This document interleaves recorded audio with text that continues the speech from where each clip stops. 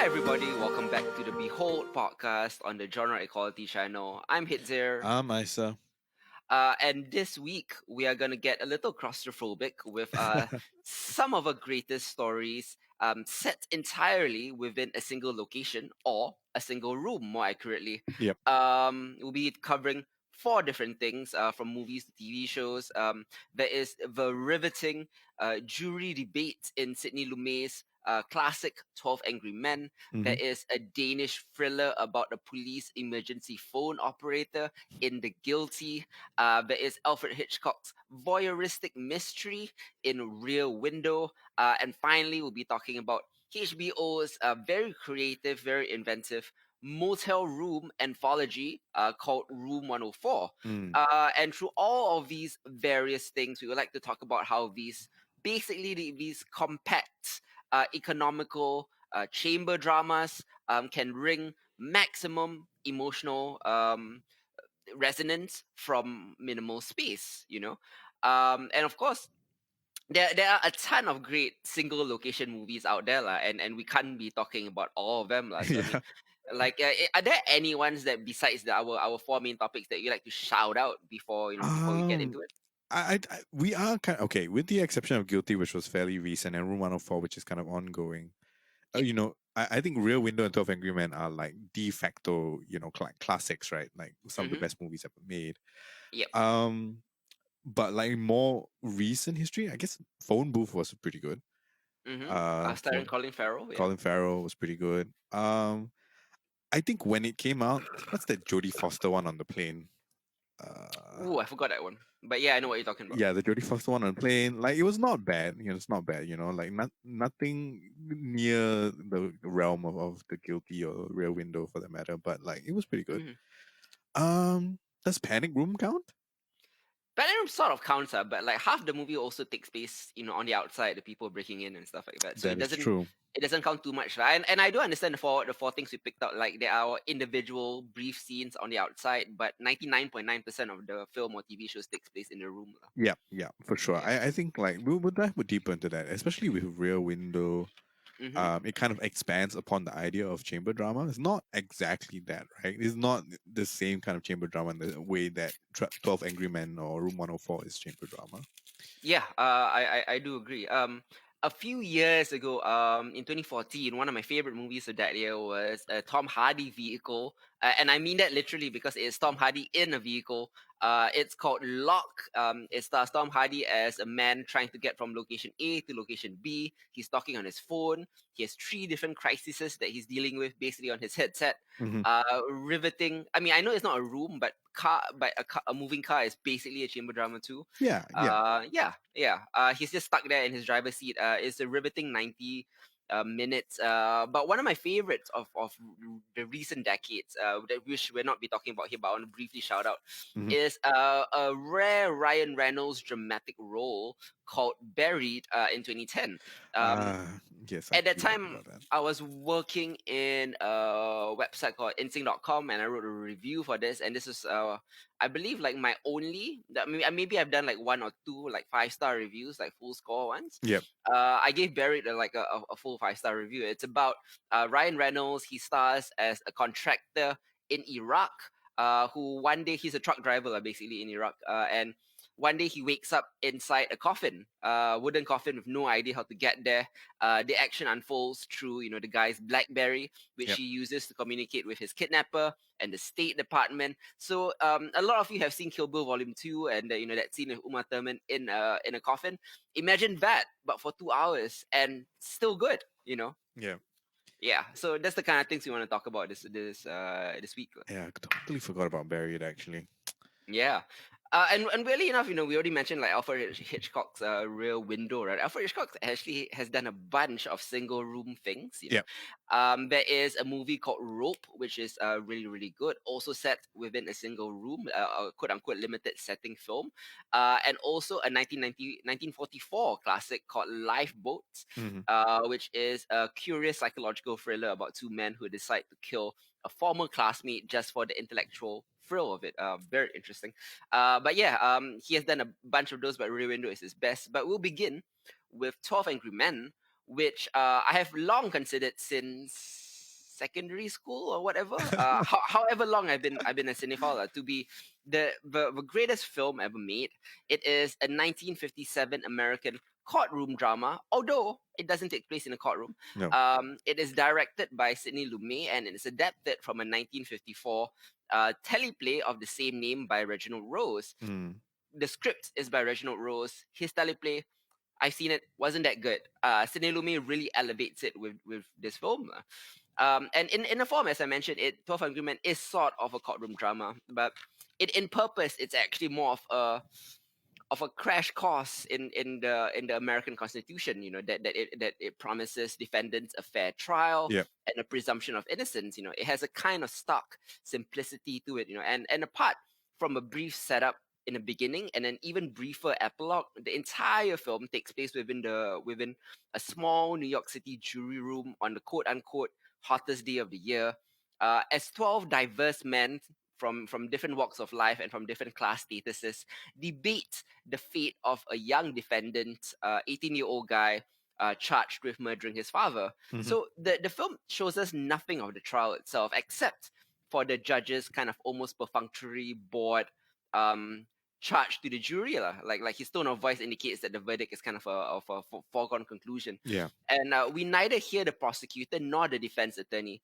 We only learn of the evidence secondhand as the jurors themselves debate it. You Mhm. know, most courtroom movies feel like it is necessary to end with a clear-cut verdict, but I feel like 12 Angry Men never states whether the defendant is innocent or guilty. Yep. It is about whether the jury has a reasonable doubt about his guilt. Um, the principle of the reasonable doubt is kind of the belief that a defendant is, innocent until proven guilty. Mhm. It's one of the most kind of enlightened elements of the American Constitution. Although many, I guess, Americans and people outside also have difficulty accepting it. So this is kind of what 12 Agreement is about. It's about these 12 jurors, how they interpret the Constitution, and how Yep. their different biases and prejudices may affect their interpretation of certain bits of evidence and testimony. I found it to be a fascinating, slimmed down, economical film that focuses on the essentials of storytelling, which is character and dialogue. Mm. And that's why I feel like this film that lacks any sorts of bells and whistles. I mean, there is flourish, and I'll talk about the camera work later. Yeah. But essentially, it is a bare bones kind of thing, and I consider this to be like the purest form of film, and the best film that I've ever seen, simply because it doesn't need much to stand out. Agreed. I totally agree. Yeah. My I think I watched 12 Angry Men around that same time, maybe like late secondary school, going on to JC, right? Hmm. And back then, like I was kind of blown away at just how much you could do with just dialogue. Hmm. Well, that was what I was focused on, and kind of rewatching this so we could talk about it recently. I'm still blown away. Like it is so good. It is so finely tuned in terms of like there's nowhere to run. There's nothing to distract you, right, from exactly what's going on in front of the camera at any given point in time. Like every word has to be measured and weighed, because we've got nothing else to focus on.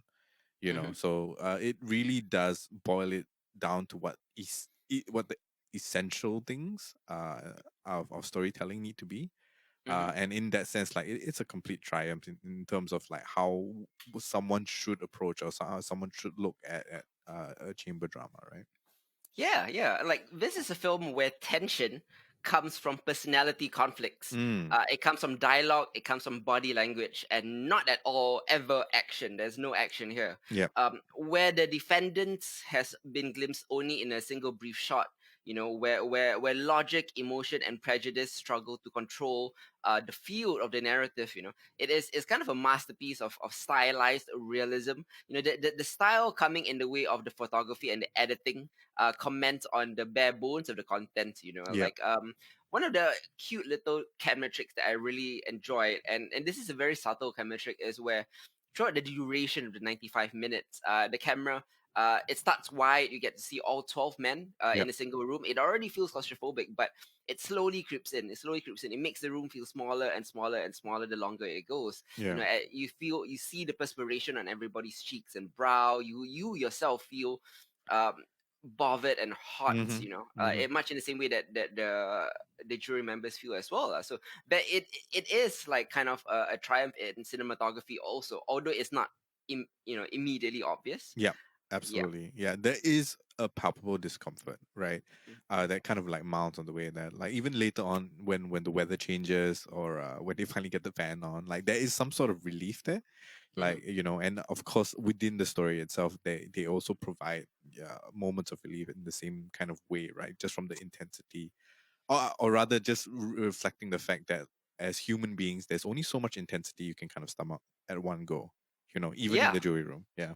Yeah, I mean, I loved it. Like, I love the debate. I love the dialogue. It is, like it's not it's not really about solving the crime. This 12 Angry Men film. Yeah, Yeah, that the crime is there, the defendant is there, but it's more about the moral and ethical responsibility you have, because the exactly. consequences of your decision, it's as dire as it gets. You're sending a young man to die, right, to the Mm-hmm. death row. Mm-hmm. The movie is it's perpetually timely, actually. If you live in any sort of society with capital punishment, Yeah. um, the defendant, when we glimpse him, he kind of looks, I guess, vaguely ethnic. Yeah. But no specific group. He could be Italian, he could be Turkish or Jewish or Arabic or Mexican. That kind of thing, lah. But he looks exhausted and frightened, and he looks like one of the people that white America, which is what the jury was at that time, Mm-hmm. would be exhausted and frightened of. Yeah. Yeah, like in because some jurors make veiled references to quote unquote these people when referencing the defendants. Yeah. Yeah. And I mean, like, we have one really kind of powerful scene with that, right? Where one of them goes on a whole, well, unabashedly racial tirade, right? Mm, In what is probably the most unrealistic, or the most kind of like dramatized or melodramatic scene, where the jurors get up away from him and face away from him, mm, because they simply refuse to listen to that tirade. It really stands out, just because that there is a moment in time, I personally felt that it doesn't quite fit the mm, general tone of the film, right? But it is no doubt very powerful to highlight that. mm. Yeah, I think like it's not meant to be realistic as more of a lesson in that you shouldn't. I mean, there is always the argument, especially these days, like that you should hear the other side out. Yeah. The devil's advocate. There's always the other side of the story. What are the nuances, etc. I am personally a bit tired of hearing that, because there are some things that are clearly black and white, and you should not acknowledge. Hmm. And this is one of those like kind of clear cut cases. Like, I'm not saying that you shouldn't be open to debate. I'm not saying you shouldn't be open to seeing the other side, but Yep. there are just some things that are just so obvious that you shouldn't acknowledge them. Like, you shouldn't justify it with a reaction. Yep. And in the way that the 11 jury members turned away from the racist juror, it was very powerful to me then.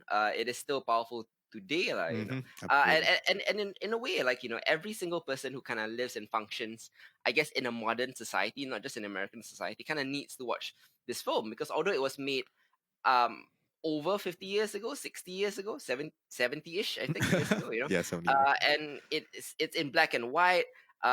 It still has striking relevance to the world today, it, Absolutely. it, it kind of revolves around the opinions, perceptions, biases, and logic of 12 different characters who are kind of tasked with pronouncing guilt or innocence of a young man, like, that they don't know about. Hmm. So the film explores the attitudes of each juror to their responsibility in the justice system. However, this is kind of merely a metaphor for the jurors' attitudes to life. So Yep. through how they approach the evidence and the testimony, you kind of see what their perspective to life is.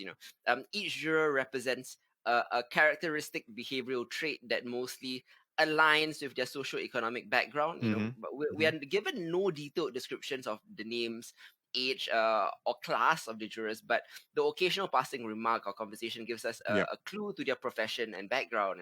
So this is the limit of detail we are given about each character, which constructs a vague sense of timelessness and universal applicability of the jurors that extends beyond the 50s. It goes before that and goes after that too. Mm. So hence the characters are kind of like constructed as these ambiguous, but ambiguous because they're accessible figures Yep. for the audience to project their own meaning and understanding onto them. Yeah, absolutely. I mean, as ambiguous as each one is, right? Like they're all archetypal in their own way, but at the same time, the characterizations that the actors take on are extremely specific, Mm-hmm, right? You got the ad guy, you know, you got your watchmaker, you got your stoic, and all of those things are there. mm-hmm, But the accessibility isn't taken away from the fact that like you have some really, really kind of like specific um quirks, right? That each of them kind of have their way of speaking, and how consistent that is with what you can understand of their worldview, or at least what is put on display for you to understand as their worldview. You know, and it's so good, right? Just to have like 12 men, these great actors just kind of like playing their part throughout the entire thing, and to deliver such a strong message at the same time. It's such a mm-hmm. joy to watch cinema like this, really. Yeah, yeah. At the time when it was released, it was a surprise hit. Because it outside of the star Henry Fonda, most of the cast weren't really big names. They were character actors, like Yep. that era's version of 11 Philip Seymour Hoffmans were in. With cast Yeah. alongside big movie star Henry Fonda. It wasn't a big blockbuster in the sense like it wasn't like Ben Hur or anything like that. It wasn't action oriented. It was a very nuanced character drama, and it was surprising that it became so successful. Hmm. And a lot of that is down to Lumet's direction. As I mentioned, did you notice like the first third of the movie is kind of shot above the eye level, Yep. and then the middle portion is shot at eye level, and the third is from below the eye level. So in that way, kind of towards the end, the ceiling began to appear. Yep. So Yep. not only were the walls closing in, but the ceiling was as well. The sense of increasing claustrophobia did a lot to raise the tension of the last part of the movie lah. Hmm. Before the climax finally lets us breathe lah. Yeah. It's a great textbook for directors interested in how I guess lens choices affect mood, Hmm. by simply like gradually lowering the camera or zooming the camera. Lumet is able to illustrate another principle of composition lah. Yep. A higher camera tends to dominate, a lower camera tends to be dominated. So as the film begins, we begin to look down on the characters, and the angles suggest that they can be comprehended or Yeah. understood. By Yep. the end, they loom over us, and we feel overwhelmed by the force of their passion. Hmm. Yeah, so I mean, it's great use of close-ups, lens Yeah. choices, Yeah. Yeah. high and low angles. Yeah, great stuff, man. Yeah. Just the attention to detail, especially in the accuracy of eye lines, right, between cuts. You know, Mm-hmm, because there's a lot of going like to and fro, and especially used to great effect for the close ups nearing the end, right?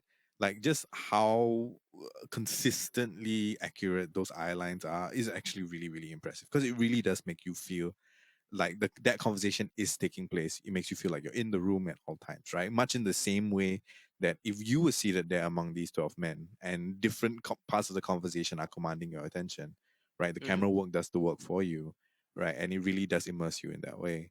So great stuff, great stuff. Yeah, man.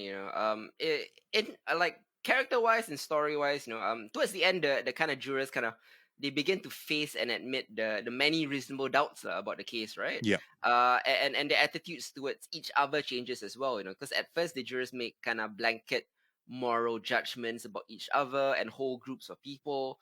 Their certainty about the truth of their own perspectives makes them hard and unkind.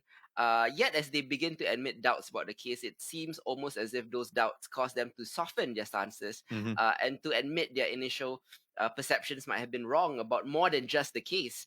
Yeah. Yeah, the principles each juror felt for certain, going in, are shaken not only by the arguing and the evidence, but because the jurors are forced to face the doubts that they have hidden kind of behind their own biases, prejudices, and irrationalities. Yeah. Juror number 8, played by Harry Fonda, is clearly the only one with like critical thinking. Almost as you mentioned, like another aspect that's a bit unrealistic about this is that juror number 8, I find it hard to believe that he is not an amateur detective, because Yeah. some of the things he points out are ridiculous. But whatever. He does demonstrate critical thinking to a room that doesn't demonstrate critical thinking, and that was the point of it. Yeah. Yeah. Which is, I mean, like, he no, he's not a foil. I mean, as a catalyst for the discussion, right? It's fairly interesting that, I mean, later on you kind of find out that he's an architect. But why would an architect be motivated to go and look for a copy of the knife, right? Mm-hmm. And like, no spoilers here, guys. It's 70 years old. If you haven't watched it already, then like, it's not our fault. Yeah. Like things like that. Like, certainly there are a lot of moments in time whereby the realization is kind of diegetic, right? Like, it comes out Mm-hmm. as a process of the discussion, or at least we're led to believe that through the script. Mm-hmm. Um, it's just that Fonda's kind of like very Socratic way of just kind of questioning and like kind of teasing that apart would fall apart and be completely unbelievable if it wasn't for the fact that he rested on a very kind of on moral ground, right? If Mm-hmm. we're going to decide a young man's life, we should at least give it an hour and see where it goes from there, Mm. right? Instead of just walking into the room and everybody just like steamrolling through that, because as presented, the evidence seems to be against the defendant's favor, you know. Yeah. So I mean, like, all of that really is quite. It is extremely compelling, Mm. despite the fact that there are moments in time where you notice that you need a smart thing to kind of wrap things up. You need a wisecrack here to kind of like add relief. You need little things to kind of get the plot moving as well. Yeah. But all in all, it does feel extremely compelling and extremely natural for most parts. Yeah, yeah. I mean, it's interesting because like of course, at the beginning of the film, like the jury is 11-1 for guilty, lah. Yeah. And as juror number 8, Henry Fonda, continues to make his arguments, they slowly start to turn now. And although, spoiler alert, all the members vote not guilty by the end of the film, Yep. the play's conception, or the movie's conception of justice, remains very complicated, because while the jury has voted not guilty, they have done so not on the basis of having definitely proved the defendant's innocence, Yeah. but rather because the case against the boy was not beyond a reasonable doubt. Mm-hmm. And thus, the movie portrays absolute justice as something that is beyond the reach of any jury lah. Yep. Uh, all that can be achieved is the justice of reasonable doubt, defined by the legal system, a definition of justice that is both less satisfying and more realistic, because that is what it is lah. It's Mm-hmm. a definition of justice that allows and makes compromises for the types of fallibility and irrationality that were and still are evident in the jurors and witnesses in any trial, including this one. Since many jurors were in the end trying their hardest to figure out what happened, the play also confronts us with the possibility that there is no room for an absolute idea of objective truth in Mm-hmm. any concept of justice where humans are involved. But more importantly than coming to an objective truth is that you have to try. There is a lack of civic responsibility to most of the jurors before the movie begins. Most of Yep. them kind of just been taken out of their lives. They want to go home. They want to go see a ball game. They just they want to get out of this. Like, this is not part of their lives. They don't want to do this. But this movie implies that it is important for you to take ideas like this seriously, and to be responsible when it comes to your role in society. Like Mm-hmm. it is more important than you think it is. Yeah, yeah. I'm just curious. Did you watch the 1997 version? Another teleplay, yeah, not as good. Yeah, yeah. I was just I just realized that I watched that, and I remember James Gandolfini being in. Yep, Yeah. yep. So I'm just curious, because like I don't think it worked as well as the original for sure, right? But it also had a much more diverse cast, Mm-hmm. in terms of like the background and the people they were representing. And it's interesting to me that the diverse cast didn't necessarily add anything to the original version, or change any sort of perceptions from that. Yeah, the reason Sidney Lumet, who I may remind you is a black director, Yep. casted an all-white cast for this jury is because it would have been unrealistic for a diverse cast in that era in the Yep. 1950s. Yep. Most probably they would all have been white, and he had to cast them all white. But what he did do, importantly, was to make all of them ambiguous analogs to different classes of society. Yep. Whereby if you're black or Latino or Asian or whatever, you can identify with, like, the lower class working man. If you're more affluent, you can identify with someone else. So they're all identifiable, not by race, but in a broader sense lah. Yep. Like you can identify that because you have been there is a particular juror for every class, every single class spectrum that there is lah. Agreed. Agreed. Yeah, yeah. I mean, similarly for the same reason why they didn't include females either, because at that time there were no female jurors in Mm, the American justice system. yeah, yeah. It's just fascinating. To kind of make that, because I do remember watching at least the 1997 one, Hmm. and remember thinking like, oh, okay, this isn't as good at all. Despite the Yeah, fact that most of it was done shot for shot. yeah, it was a TV movie. So was the original film lah. Like do have to say that this 12 Angry Men, this Sidney Lumet one, Yeah. is a remake of the 1954 TV movie. Hmm. The 1997 TV movie is a remake of this one. Yeah. So this wasn't. I mean, I call it the original lah, but it's because it's the most well known and it's the best done. Yeah. Yeah. So if you do want to watch 12 Angry Men, I know that a lot of, like, there are a lot of stage productions out there. There are a lot of remakes on TV Hmm. movies, etc., etc. The one that you really want to watch is the 1957 one, Yeah. the Sidney Lumet one with Henry Fonda.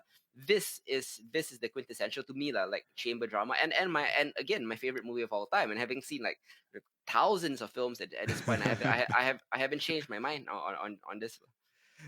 Yeah, nice, nice. It is an incredible film, and strongly encourage you guys to check it out. Just because like it is essential cinema, like you have to watch this to kind of understand like why so many other films that come after, right, have taken pointers from this. Yes, yeah, definitely, man. Now we'll move on to something a little more recent, although not that recent. This movie that came out 2 or 3 years ago, I believe. 2018. Uh 2018, 2 years ago. So it is a Danish crime thriller, co-written and directed by Gustav Moller, which was this was his debut feature film. Hmm. And it is an award-winning film and often regarded as the best Danish film of all time. It's interesting. It follows a police dispatch operator Yeah. in an emergency crisis as he talks a woman through being kidnapped. That is the initial premise of it lah. Yeah. Um, to give more details kind of spoils a very twisty narrative. Hmm. This is such a taut and compact drama, but the amount of twists packed within this Danish film is incredible. There are two or three things here that you will not see coming. Oh. Details about the police operator, details about the kidnapped woman, that really come to light later on, that totally shifts the film on its head. It's a very very sharp film, and Mm. one of those uh it kind of harkens back, in my opinion, to the old days of the 1920s and 1930s audio dramas, Yeah. just told visually. Yeah. What do you think of Gustav's Mahler, The Guilty?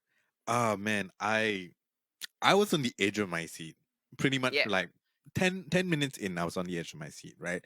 uh riveting. just Yeah. how well it's told, how like you mentioned, how taut, right, the tension is throughout the entire thing. Like there isn't actually a true moment of relief, almost from the start to the end, right? Hmm. And of course the twists just make it worse. Yeah. um as it goes along the way. Like it is so intense. It's really quite hard to peel yourself away from it just because you're afraid you will miss something. There's so little on screen at any given point in time, right? Like Hmm. again, it's a chamber drama. Essentially, it takes place in, well, I guess two rooms, lah, right? Yeah. But it essentially only stars one person within your visual field, more or less, right? And Yes. because of that, everything boils down to the little details, right?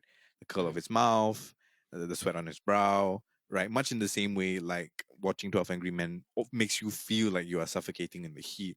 Hmm. You run through the same, a similar kind of emotional gauntlet while watching. I can't remember the actor's name. While watching Asger Holm, right, like the main character, go through a myriad of phone calls and conversations and problem solving and suspicions and doubts, right? Like Hmm. the amount of emotion this man has on his face is insane, Hmm. right? And then on top of that, you need to be able to draw from, in comparison to that richness, right, of his performance. You need to be Hmm. able to draw like more details and more impressions from voices that you whose faces you never see over the phone, Mm. right? And a lot of the time, that is kind of like masked in the same way you would expect a phone call to have the kind of distortions, the kind of muting that's going on, the kind of background noise that you would expect from a Great realistic. sound design. Yeah, Yeah. excellent sound design.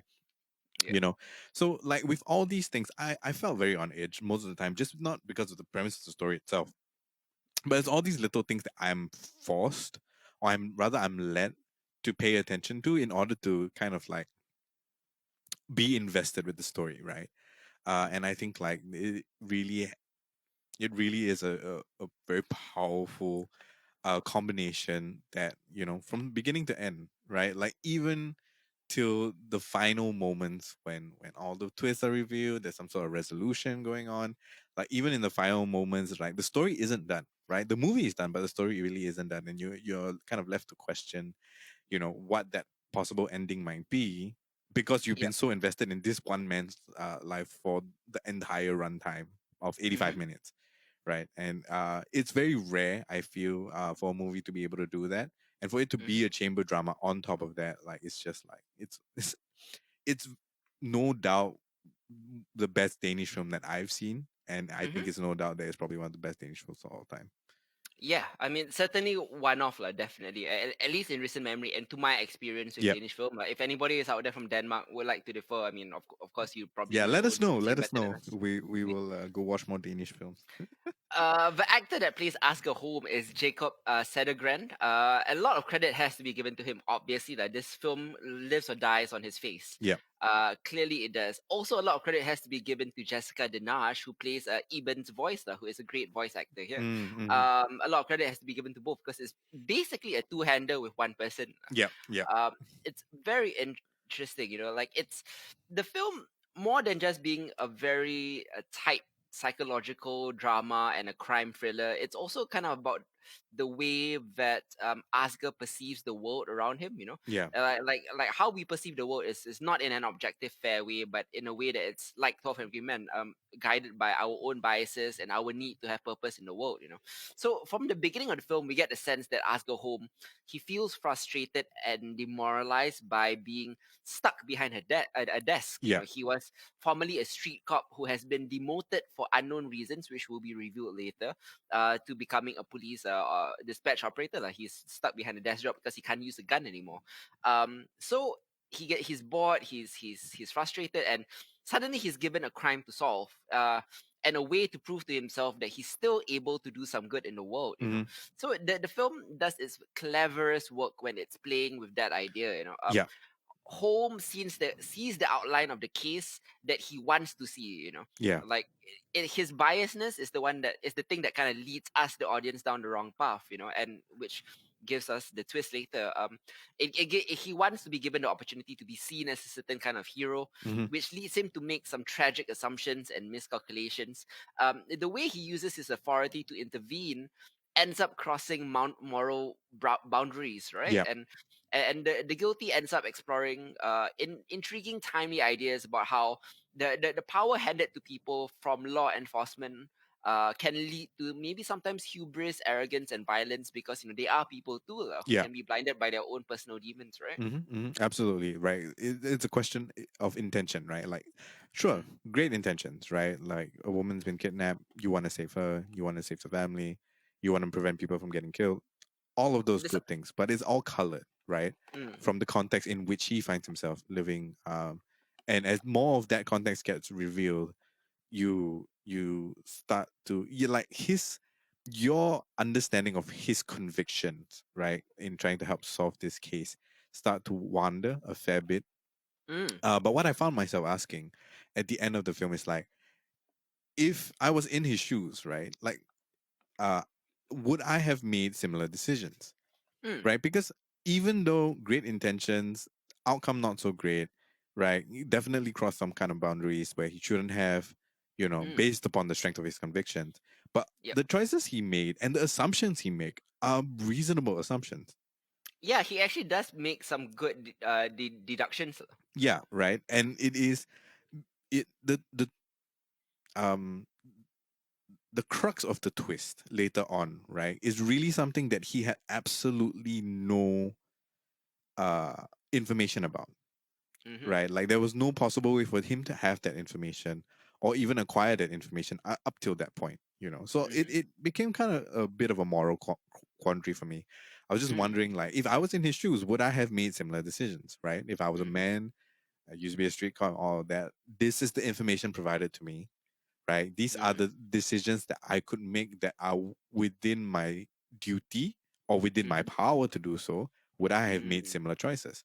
You know, and that was Yeah. something that I had to mull over for quite a bit because, like, I mean, it is a very very human story at the end of the day, right? Mm-hmm. Like, I don't agree with the outcome. I wish that it didn't happen that way, you Mm-hmm. know. But at the same time, I can see why it did, right? And it's very kind of it becomes so clear near the end that he was trying his best, um, despite the fact that he couldn't lah, right, for all intents and There, purposes. there is an element that he wanted to redeem himself for something he previously did, lah. Yeah, And in the sense that this story actually has two stories. Like it's a story about the kidnapped woman, yeah, and the mystery behind it. It's also a story about what did this cop do, yes, and both of them intertwine, lah, to lead into the climax. It's such a wonderfully written um movie, hmm, and a lot of the strength is in the lead actor and in the writing as well, like yeah, in this single location thriller. There is actually some surprising visual variety also to what could have been a very dull, static film. yeah, yeah, for It sure. really does stand out that way as well. Yeah, as you were talking about with the cop, he does try his best.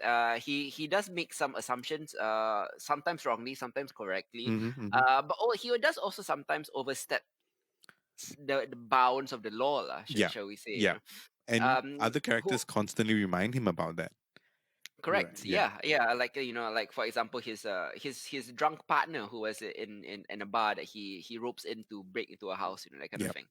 I mean, sure, yeah, it does help him find evidence, but like, what is his place to do that? But it really is in character for him to do that, because once we learn about what he did, yeah, you know what type of person he is, and the lengths he's willing to go to. For he has a different kind of sense of justice, hmm, and he feels very helpless behind a desk, being, of course, a more action oriented street cop, lah. Like, there is a certain I personally have worked like police operator dispatch. It's one of those things, like when you are I was in the police division, when I was in my national service in Singapore. So what they do is they rotate you around different positions. yeah, Sometimes you're in a cop car, patrolling. Sometimes you're at the police post, taking reports. Sometimes you're at the jails, be guarding, prisoners and stuff like that. And sometimes you're in the police dispatch, lah. hmm, And it's in the police dispatch area that I feel like the most helpless, lah, especially when something urgent comes up. There's really nothing you can do except pass on the call.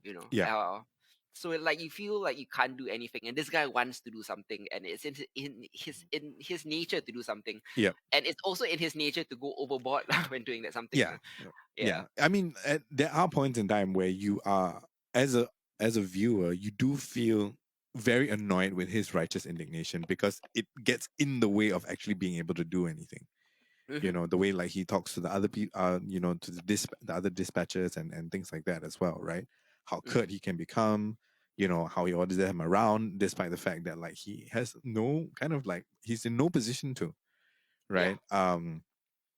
And it is frustrating to see that kind of like play out. It's just like, yeah, you want to help but you're not helping, like you are in the way, and that Correct. keeps Yeah. the kind of popping out. And I guess it should be of no surprise at the end to us when the twist Mm. happens, but Yeah. it still takes you by surprise anyway. Yeah, Correct, yeah. Like such a powerful film and a powerful performance from Jacob Sedagrin. It's basically an actor showcasing a slow motion meltdown. yeah, And it's so beautiful and striking to watch. It's actually really rare for an actor to be given an opportunity to so completely dominate the film. yeah, And Sedagrin really like takes every advantage of it. He realizes as an actor. I've never seen him in anything before, but like this is his moment, yeah. and I'm gonna shine in every second, damn it, and he does. Very Absolutely, good job. Very good job by Sidagrin. I have absolutely. to be commended. Actually, he's done quite a bit. Oh, really? You're on his IMDb, you know? Yeah, I mean he's been doing stuff since 2003. He's got like 15 films to his name. And The Guilty is the most Nice. recent one. Interesting. Interesting. Yeah, but like totally impressed by his performance. Like there's nothing you can fault about his performance, really. Mm-hmm. Right? As difficult as it is, in a chamber drama, right? All the focus is on you. We had 12 men in one room, and that was compelling. Yeah, Mm. what basically, well, there were more people there, lah, but basically one guy in one room is really just quite so good, so powerful. Yeah, a brilliant exercise and a cinematic study in tension and Hmm. sound design and how to make a thrilling movie with a very limited toolbox. Yeah. In fact, the film's restrictions may actually amplify the tension. So there is kind of the recurring theme lah, for all the films and TV shows we're talking here. Lah. Like Hmm. what you do with your limitations can sometimes transcend what you do with if you're given all the money and all the resources in the world. Yeah. Sometimes maybe the limitations might help even more than you think. Yeah. I mean, I feel like a lot of the time for the films that we're talking about today, Yeah. the limitations are what motivates the action, right? Yep. Like the frustration with your limitations is ultimately what precipitates action, Hmm. from that position of limitation, and with varying outcomes, as we will continue to discuss. Definitely. Next up, we move back to the 1950s to talk about Alfred Hitchcock's 1954 mystery thriller called Rear Window. Hmm. It was written by John Michael Hayes, based on a short story actually by Cornell Woolrich called It Had to Be Murder. Yep. And this film is considered amongst many people, including myself, Hmm. to be one of Hitchcock's greatest films. And if you know Hitchcock's filmography, that's quite a high bar. Like, he has films like Vertigo and Psycho and all sorts of things. Yeah. But Rear Window is truly one of his best. So the Rear Window, the hero of Rear Window is a photographer who is in a wheelchair. Yeah. And like him, we are trapped with him too. We are trapped inside his point of view, inside his lack of freedom and limited options. So he passes his long days and nights shamelessly maintaining a secret watch on his neighbors who he's watching them from his rear window, like what are they doing, what is this couple doing, etc. It's wrong, we know, to spy on others, but after all, like, aren't we always voyeurs, when we go to the movies, or when we look out the window like this guy. Here's a man whose job it is to observe people, and he can't do his job. Yeah. He's stuck with a cast on his leg in a wheelchair. All he can do is just watch his neighbors. So here's a film about a man who does on the screen what we do in the audience, through look through a lens into the private lives of strangers. So in a way, like, this film is kind of a meta commentary on voyeurism and Yeah. watching movies and things like that. And especially, like, I know reality TV wasn't invented back then, but on reality TV now as well. Yeah. Yeah. One of my favorite uh takes on like trying to explore how we indulge our voyeuristic tendencies, Hmm. and it's like executed so skillfully, and it's so self-aware, and it's so well done in Rear Window by Alfred Hitchcock. Have you seen this movie before? I recommended it to you. I did watch it once, but that was like Okay. a long time ago in at the National Library when they had the VCDs and all of that and the TV setup. Hmm. I was on a Hitchcock binge at that point in time, so revisiting this was actually really quite something. Hmm. Yeah, can I also just say that Grace Kelly is distractingly beautiful? Yeah, I mean, of course, like, she's famously beautiful. Yeah, like just distractingly beautiful. Every time she's in the frame, I'm just like, okay, where are we again? What is going on in this film? Hmm. But yeah, so like Rear Window, I mean, I totally agree with you, right? Just the meta commentary here, because as the audience, we are as culpable as Jeff is, right, in his Mm, voyeurism. mm, So everything that kind of unfolds and everything that kind of happens, we are taken along for the ride because we have no choice. In this particular case, right, we are stuck watching him watch the ball, right, yeah. and try to affect change from there, and because of that, and just because of the way the film unfolds, right, like all the action that takes place outside of our control also gives us the same kind of feelings of frustration and helplessness, on his behalf, right? Yeah. But also because we are given to the will of the camera, right, and the whim of the camera Mhm. that never actually leaves, the apartment, right. Yes. So like we only see what he it's possible for him to see with his eyes or with the binoculars or with the camera, Yeah. right, and that is incredibly frustrating, I think, because a lot of film today, right, the feeds you a lot more details Mm. than is entirely necessary, I think, right? Mhm. Or even talking about the fact that, like, just in general, film trailers today just give you more than you should be allowed to know before the actual movie comes out, Yeah. right? So I think we are a little bit spoiled in an age where information and just the number of points of view that you could possibly access at any given point in time is much much greater than what a film like Rear Window allows you, right? Yeah. Yeah. I mean, precisely, exactly. So this guy Jeff, he is the photographer that we're talking about, lah. He spends his days, as we mentioned, becoming way too familiar with the other tenants who are across the street from him. Yeah. He observes there is this Miss Lonely Hearts, who he calls, who throws dinner parties for imaginary gentlemen callers. She's obviously very lonely. Yeah. There is Miss Torso, who throws drink parties for several guys at the time. There is a couple who who lower their beloved little dog in a basket to the garden. Yeah. There is a composer who fears his career is going nowhere. Like, although we are given limited information, we do get a sense of their stories, right? Yep. Yep. And the most important of all the people he watches is this guy called Torvald, played by Raymond Burr, a man with a wife who spends all her days in bed and makes life miserable to him. She's portrayed as a nag, and he's always very upset Hmm. about it. One day, the wife is no longer to be seen, and by piecing together several clues, he sees a saw, he sees a suitcase, he sees a newly dug spot in Torvald's courtyard garden. Mm. Jeff begins to suspect that this man has murdered his wife, Yep. and he ropes in his poor nurse and his fiance into this, and there begins. He's trying to solve the murder, like, basically by himself. Everybody's, including his friend who is a detective, says that he is just as overactive imagination, Yep. etc., etc. Did you actually think that he was onto something, or did you think that like he was just like being restless? I think midway through, Mm. right? And I'm of course going off the first time that I saw the film, right? I think midway through, I was convinced that something was going on, but it Yeah, may not necessarily be as bad as he thinks it is, right? yeah. Like it may not necessarily be murder, but that kind of like changes as we kind of go along. The ridicule that he faces in the initial stage seems entirely reasonable for a man who is stuck in a chair. Hmm.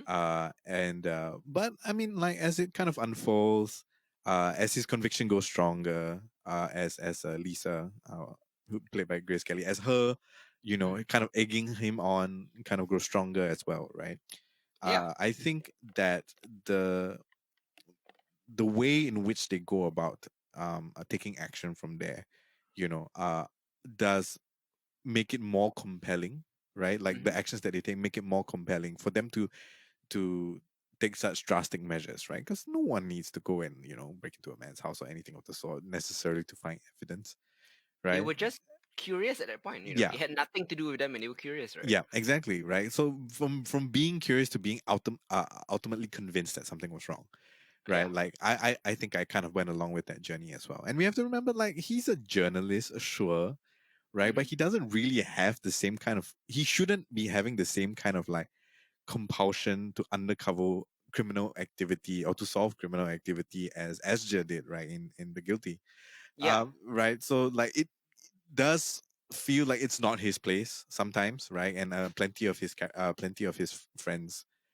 tell him that. Yep. In particular, the actual detective involved. So I think it was only past the halfway mark that I was like, okay, yeah, I do think it is definitely more possible than not that something is run afoul. Yeah. Yeah.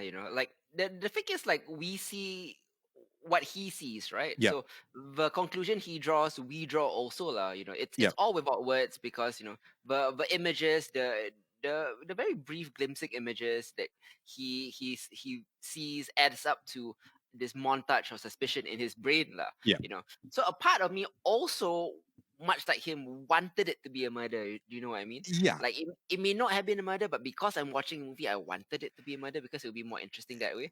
And Absolutely. like, what does that say about James Stewart's character, Jeff? And what does that say about us also? Yeah. I think like in a more meta way, that's what the movie was kind of driving at. It was such a interesting character study too of Jeff, who is not, he, like you say, he's not a policeman, he's No. not a moralist even. No. He's not even a do-gooder, he's just a man who likes to look. Yeah. There are crucial moments in the film where he is kind of required to act, and he delays, not because he doesn't care what's happening, but Yeah. because like he forgets that he can be an active player. He is absorbed in a passive role. Yeah. Significantly at the end, when he is in danger in his own apartment, his weapon is his camera slash gun, right? So Yeah. he hopes to blind or dazzle his enemy. So like it's a wonderful take lah, on people who like to look and don't do, and Yeah. and and the dangers of drawing unfounded assumptions based on incomplete information. Yeah. Absolutely. Absolutely. I think. I mean, he's not even an investigative journalist, right? He's Yeah. literally a photographer, Yep. and of course, we can tie in into the whole fact that photographers, to an extent, are voyeuristic to begin with. As uh, we can go down that entire argument. Hmm. But I think Lisa does make a very, like, in the initial phase, especially when Boyle comes back with evidence, Yep. or at least like comes back with evidence that presupposes the fact that Anna is still alive, or that Mrs. Stovall is still alive. Yeah. uh she does say, I mean, like, we can't possibly be this upset about the fact that someone didn't die, right? Yep. And Yeah. and Yeah. that just kind of like hits the nail on the head. Yeah. My only kind of the only point in the movie which I just felt, in the same way that as viewers we want it to be a murder because then it makes this movie worth watching, right? Hmm. I also found myself feeling similarly with Hmm. when Lisa gets caught, Yeah. right? Like, her getting caught and getting hurt holds its Mm. own moral lesson there for Jeff, Yes. but he never learns Yeah. that, right? And No. I No. found that frustrating, despite the fact that it would have meant Lisa getting hurt. So like, Correct. even within the movie itself, there are instances whereby there's a lot more of the same. Within the action itself, there's a lot more of the same lesson kind of being like reiterated there, right? Hmm. That we are watching this from a place of helplessness as well, but at the same time, like, there, if the worst were to happen, that if the worst that we imagine should happen does happen, right, we are more compelled in that direction than not, which is kind of fucked up. I have to say. Indeed, Yeah. and that's kind of the genius of the film, because Hitchcock traps us into Jeff's point of view. It feels like we are spying on our neighbors. He traps us immediately, Yep. and he makes us accomplices to Stewart's voyeurism. We are along for the ride. So like when an enraged man comes bursting through the door to kill Stewart, like we can't detach ourselves because we looked too, and Yep. we share the guilt in a way that. In a way, we deserve what's coming to him, right? Hmm.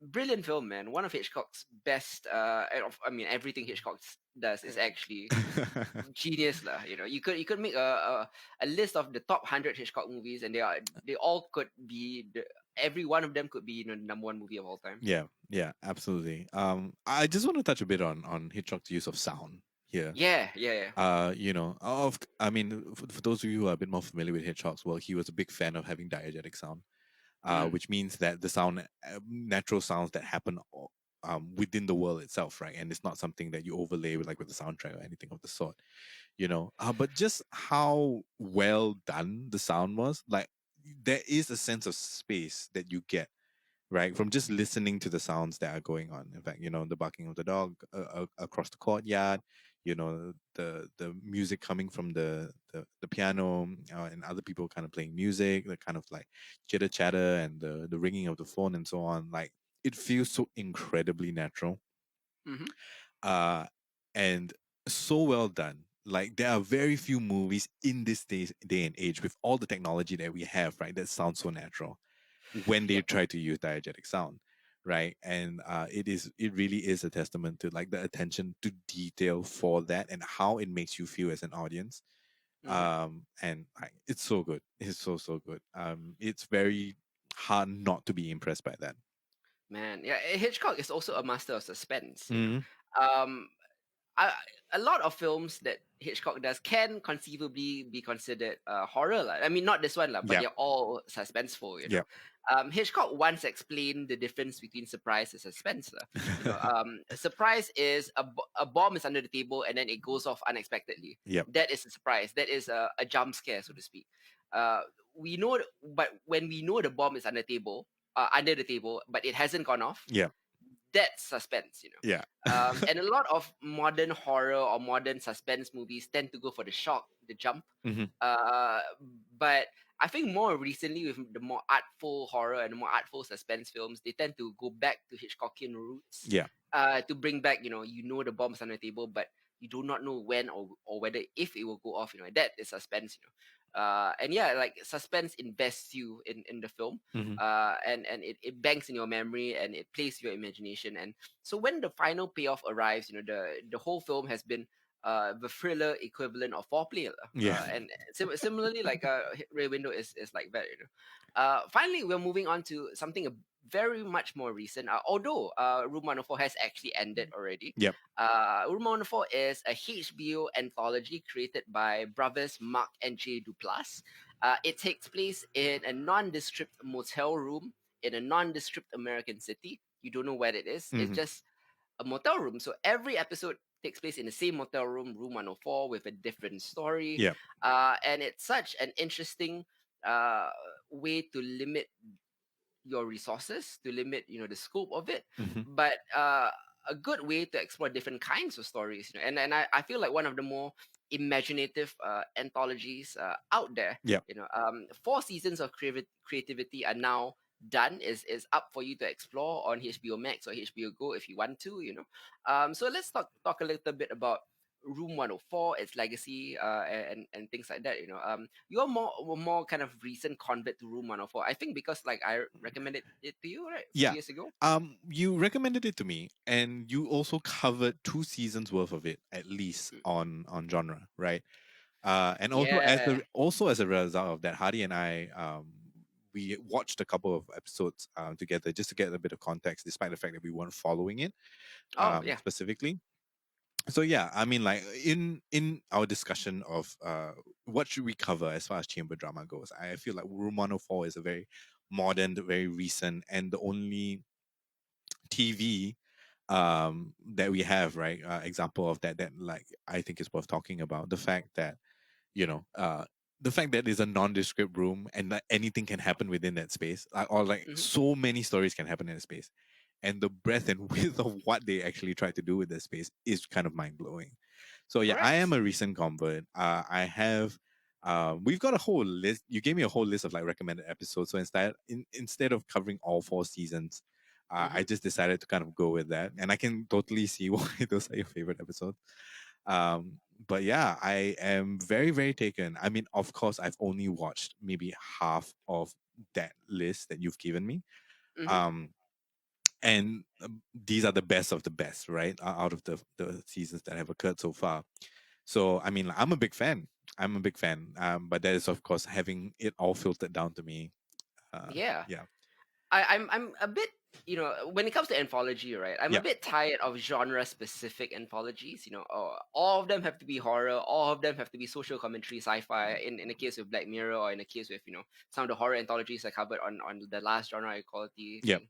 They're all very like genre specific. The beauty of Room 104 is that it can be anything you want it to be. Some episodes are just pure comedy, some episodes are pure character drama, Hmm. some Hmm. episodes are horror, slasher horror, some episodes are thrillers, some episodes are musicals, Yeah. some episodes is action, yeah, some episodes are about time travel, dimension hopping, anything like anything you want it to be like. So I mean, what were some of your standout episodes now that you've seen a fair bit of Room 104? I do feel that the two musical episodes that you first introduced to me and Hadi, right? So Mm. that would be Arnold, Yeah. and what's the Russian one? It's about It's called Swipe Right. Ah, right. Yeah. Okay. Yeah. Yeah. Yeah, it stars Michael Shannon as a Russian intelligence agent who goes on a Tinder date in room 104. Yeah. Yeah. And the second one, the first one you're talking about is called Arnold. It was written by Mark Duplass and Julian Was, and it stars Brian Tyree Henry, aka Paperboy from Atlanta. Yeah. Yeah. And this is a musical ghost story, shall I say, Hmm. about how Arno wakes up in this room. He doesn't know how he's there, but the way that he recounts his memories and how he got there is played out like a musical. Yeah. Whereas the episode Swipe Right has one particular musical segment where he's trying to impress his date, and then he comes in with a marching band and starts rapping about himself. Yeah. Magnificent. Yeah. Magnificent stuff. Like those two are, I think, by far my favorite. Yeah. Just because like it's so inventive and it's so good. Just the way they decided to go about it. Hmm. Uh, then in terms of the bizarre, I think Pizza Boy, Yeah. which is like the second episode that you're ever gonna come across. Pizza Boy is as bizarre as it gets, Hmm. pretty much. And drama wise, I think, which is the one with the aspiring novelist? It's season one, episode five. It's called The Internet, written by Mark Duplass again. It takes place in 1997, a period piece. It's about a young Indian man Mm, desperately trying to reach his mother over the phone and to teach her how to use his laptop yeah. to send a copy of a novel that he has been writing, which she accidentally deletes. It is one of the most frustrating bits of.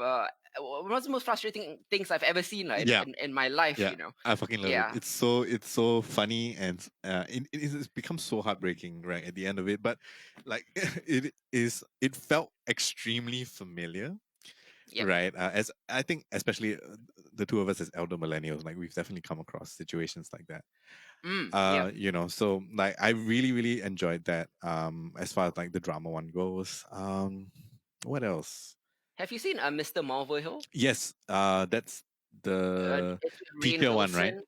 Yeah, Rainn Wilson plays a guy who confronts his third grade teacher, Yeah. seeking a confession about their shared past. Again, a real great twist at the end too. Yeah, there's that, and Colin in Hungry. Is it called Hungry? Yeah, Yes. Um, it's where two strangers meet to fulfill a mutual fantasy. I won't reveal what the fantasy is, but they are interrupted by a suspicious police officer. Interestingly, this episode is actually based on a true story. This is something that actually happened. So yeah, yeah, yeah. like of all the like if you were to play like fact or fiction, what stories are real, I wouldn't in a million years believe that this was the real one. Yeah, exactly, right. And I think like Mark Porsche, is that his name? The guy who plays Colin. Yeah. Yeah. Like just watching him in that particular situation did not feel out of place at all, right? I was just like, oh my god, it's Energy Vampire. Let's just Yeah. go with that. Yeah. Let's just go with that. This is just a continuation of that particular character. Mm-hmm. But yeah, it is so bizarre. It is so bizarre. And to, f- I mean, they do say that. I went and Google what the true event actually was because they did put it up at the beginning of the episode, and Mm-hmm. then to read about it, I'm just like, really, seriously? Mm.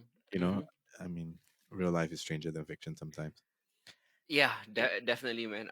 Did you happen to watch Artificial, written by Mark Duplass? It's about an android that attempts to convince a skeptical reporter about her nature.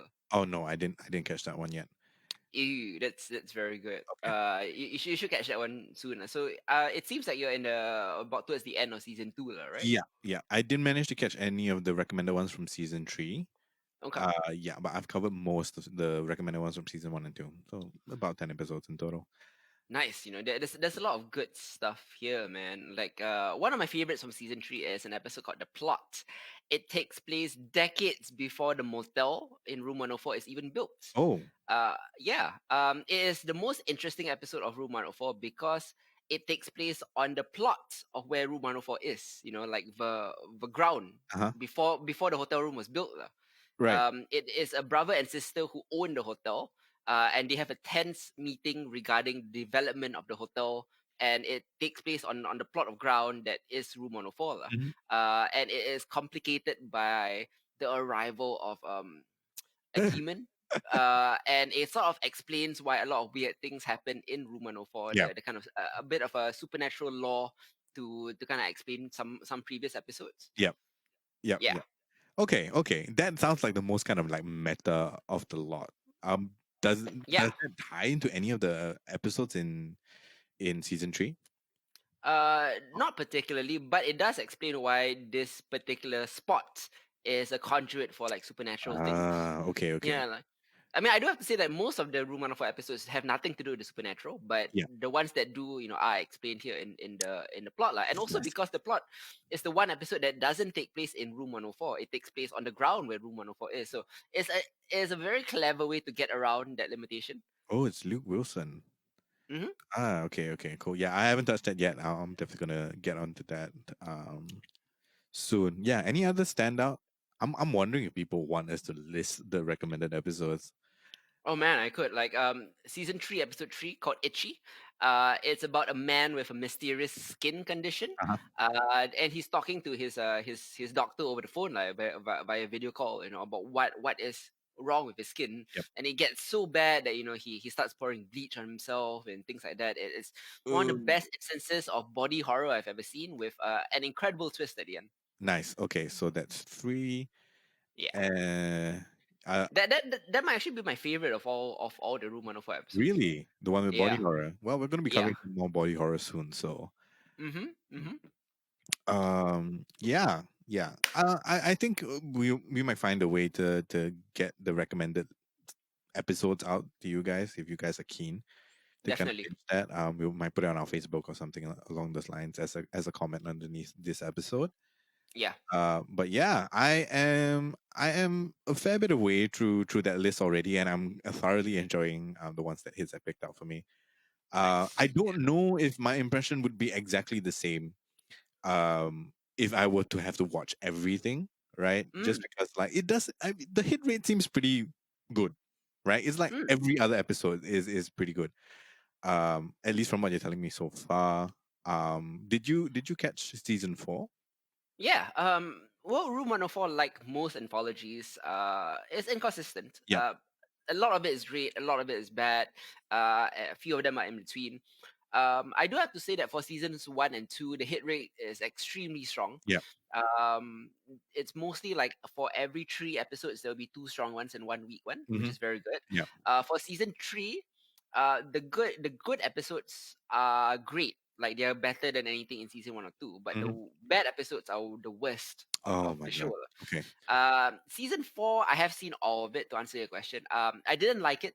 To be honest, like I didn't quite enjoy season 4. So if you were to watch Room 104, I think you might want to skip season 4. Mm. There is a particular reason, maybe, why the creators decided it was time to call it a day. I think they kind of ran out of their best ideas Yeah. already. Okay. Okay. Yeah, Okay. Cool.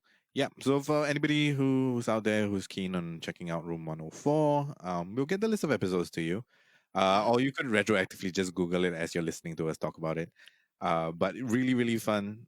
Some of the episodes are really just a whole bunch of amazing. And yeah, the thing, again, right, as with everything we've discussed in this episode of the whole, it's a chamber drama, well, or a chamber show at least. yeah.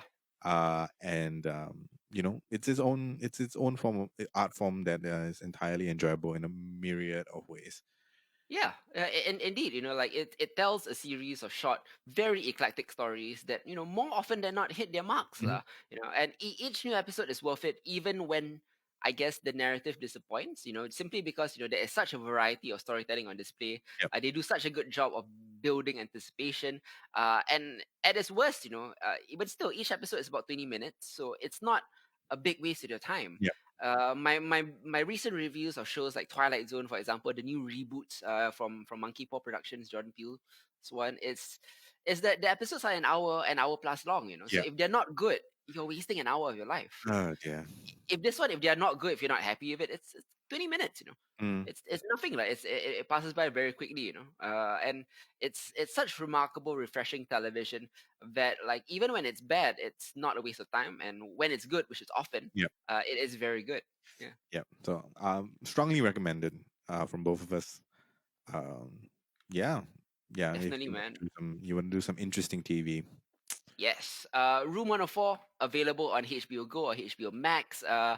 Season 4 is still available. It's still running right now on HBO, so you can watch it there. Rear Window, The Guilty, and 12 Angry Men, all available on all sorts of VOD platforms. I'm assuming most of you have Amazon, so go watch it on Amazon. I'm not sure if any of them are on Netflix. I don't think they are. Uh, No, I don't think so. yeah, but like these are decades, half a century old films and some of them, and one is like 3 years old. So you could find them anywhere. They are available on DVD, Blu-ray, Mm, and any sort of VOD platform that you have. Like you if you want, you can rent it. So yeah, we'll be coming back to you in 2 weeks' time with the next episode of Genre Equality. yep. Where we'll be talking about. I guess our main topics will be the Demon Slayer movie, Mugen Train. Mhm. It's the first ever feature film with Demon Slayer.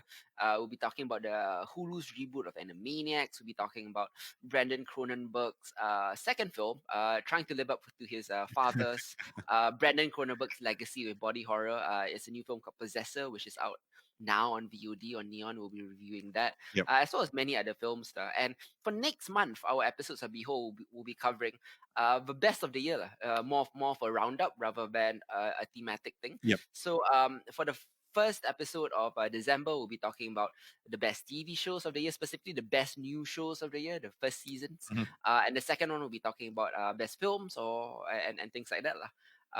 So yeah, I've already sort of told Isa what I think mine is going to be. I might change one or two here and there, Yep. but I haven't decided yet. Yeah. And then yeah. I need to Whenever start through, so I'll let you know. Hey, there's plenty of time. No worry about that. And yes, yeah. If you want to listen to Behold and Genre Equality, we are available right now also on Singapore Community Radio. Mhm. Our past few episodes have been on there. Otherwise, you can check out Mixcloud on Genre Equality and our Facebook /Genre Equality podcast to check out you know everything that we have lah. Yep. So yeah. Till next time. This has been Hit Zero. I'm Isa. Goodbye, guys.